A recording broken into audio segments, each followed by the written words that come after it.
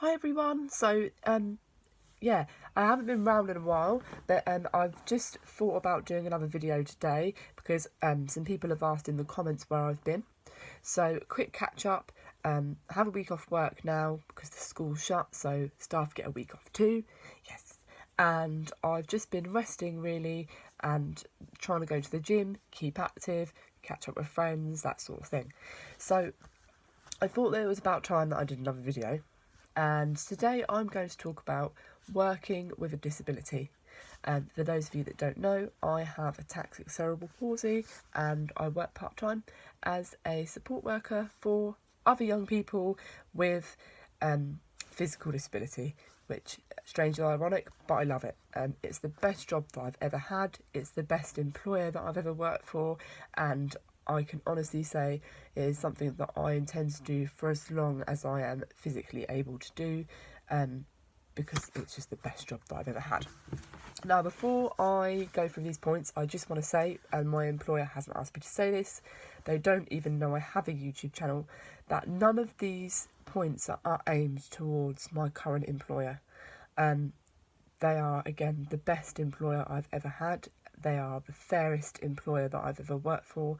They employ hundreds of disabled people within their trust to help other people that have disabilities. And yeah, if I can, I'll work there until I'm old. I love it. So here are my points. These are UK statistics and a little bit of information as well. So, here are some points about working with a disability. Disabled people can be paid up to 20% less than those without a disability. So, in the UK, a recent survey found that if someone has a disability, they could potentially be paid 20% less than their non-disabled colleagues, which I think is wrong and is also discrimination, so it shouldn't be allowed. Disabled people have to apply for up to 60% more jobs than non-disabled people. I can really support that because I left school at 16 and I went to college from 16 to 19.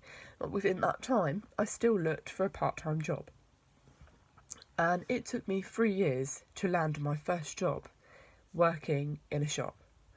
Now, that I think my disability had a lot to play with that, because I went to many interviews and spoke to many employers, and as soon as I'd say, yes, I have cerebral palsy, they would almost completely lose interest, which I think is shocking and it's rude. It's wrong, but there we are. Too many businesses are not accessible to disabled people. So, a lot of places maybe don't have lifts, don't have a ramp to get in. Their businesses just aren't accessible for the disabled people to work in, when there is no excuse for that. We're in the modern age, there is so much technology. If you're going to build a business, choose somewhere accessible so you can employ a vast range of people. Don't choose somewhere on the 10th floor that hardly anyone can get to. And even your able-bodied workers, if they're going to continue to work for you until they're 65, are not going to be able to get up them stairs when they get close to retirement age. Pick somewhere accessible, make your business accessible, and then you'll have more custom and you'll have more potential employees that would like to come to work for you.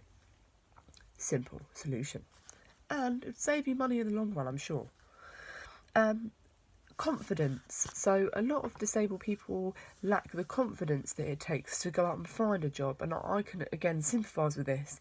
As anyone would know, every time you get knocked back after going to a job interview, it can really affect the way you feel, and it can really affect how you view yourself. You think, why am I not good enough, and things like that.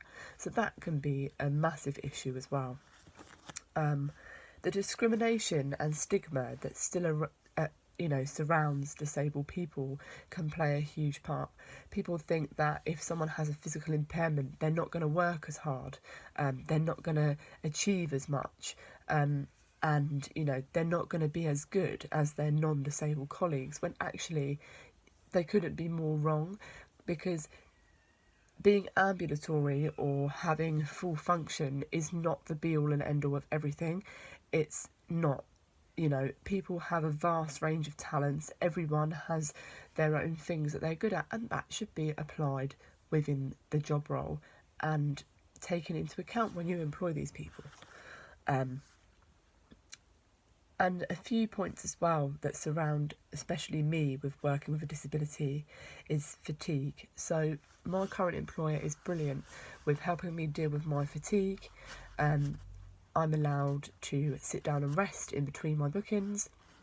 They allocate me tasks that they know that I can do. If something gets too much for me, they will reallocate me something else, and they will support me to complete that task.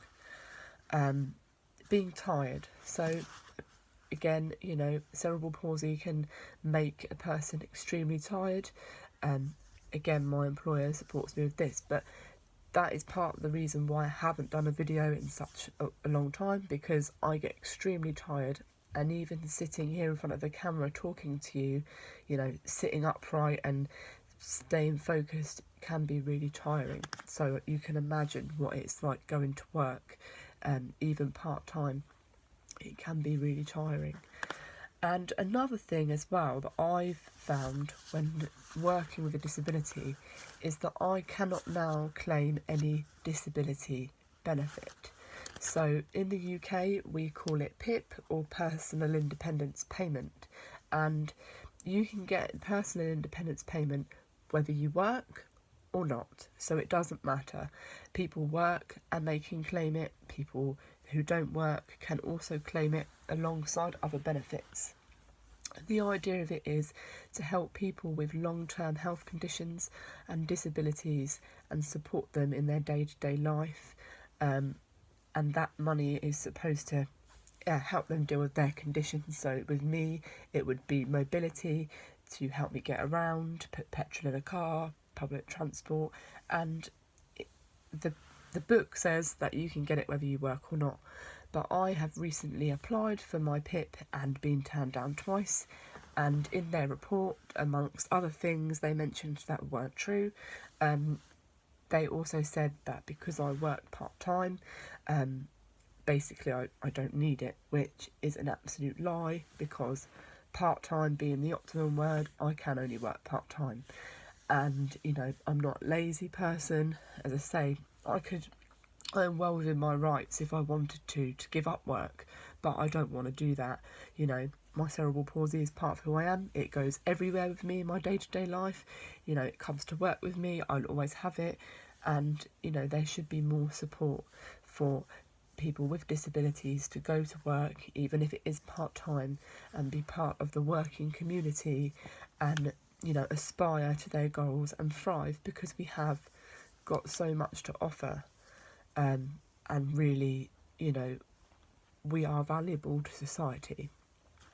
So I'm going to do maybe another video on my